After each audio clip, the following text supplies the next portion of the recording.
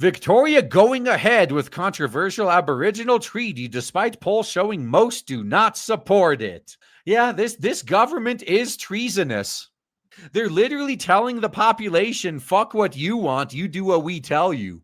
That's how democracy is supposed to work, right? New polls reveal the majority of Victorians are against the state's controversial plan to push ahead with a First Nations treaty. Well, you guys know what you need to do if you want to stop this. Victorian MPs began debating a bill earlier this month, but with Labour holding a majority in the lower house and securing support from the smaller left-wing parties in the upper house, the passage appears all but guaranteed.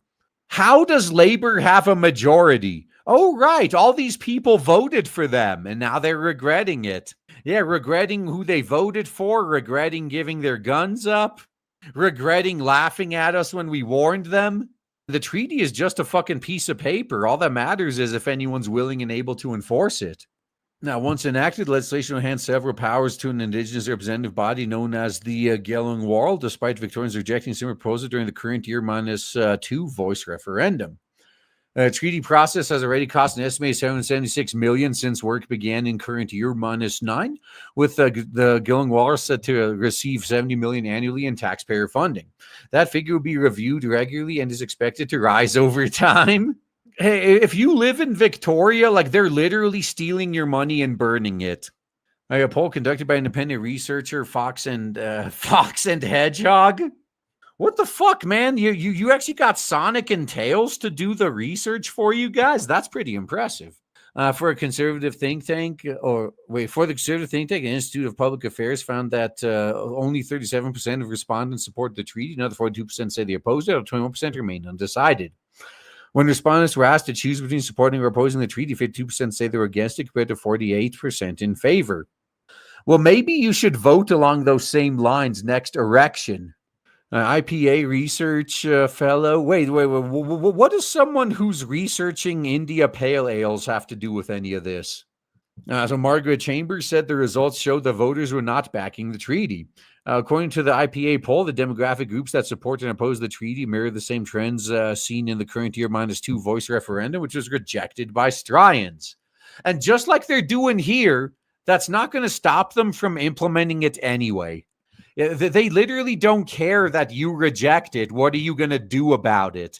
Until the people actually do something about it, they're just going to keep pushing their luck. Victorians simply do not want the community to be divided where some have extra votes and special privileges because of their race. Victorians have spoken and they reject the attempt by the state government to create a race-based chamber of parliament. And they're going to do it anyway. A controversial treaty bill was introduced by Horseface's Labour government last month, with details now published on the government's website. Well, that's unfortunate. Key aspects of the treaty include a requirement for all Victorian prep to year 10 students to learn truth-telling as part of their school curriculum. So brainwashing, effectively. According to the treaty, truth-telling will teach students that the colony of Victoria was established without the consent, negotiation, or recognition of the traditional owners of these lands and waters. Well, is it also going to teach that they lost it in a fight fair and square? Like pretty much every other time in history when territory changes hands? It's either bought or taken. Access to skiing and snowboarding in alpine areas, as well as hunting and fishing, could be restricted at the request of Aboriginal groups, or the proposals debated earlier this month. And then they're going to start bitching that they're economically faltering as everyone is going elsewhere. Under the reforms, the Gelung Wall is to participate in ceremonial life of the state, which would result in more welcome to country ceremonies. I mean, we are living in a literal fucking clown world, man. Like when we're letting the losers dictate terms to the winners. Well, if you're cucked enough to let them do it, then I guess you're the real losers, huh? Gelung Wall is also have the authority to oversee over the use of the Aboriginal and Torres Strait Islander flags and other physical markers of treaty. The body would be empowered to make substantive rules relating to how First Peoples organizations in Victoria provide certificates evidencing that a person is accepted as an Aboriginal or Torres Strait Islander person by their Aboriginal Torres Strait Islander community. So it'll be a lot harder for Elizabeth Warren to claim that she's one of them. I mean, I don't really disagree with that, I guess. Gelung Wall also serve as a naming authority for geographic locations, including mountains, state parks, and rivers, to increase opportunities for use of traditional or language place names. Yeah, They really don't see how this is going to affect their tourism either. No one cares.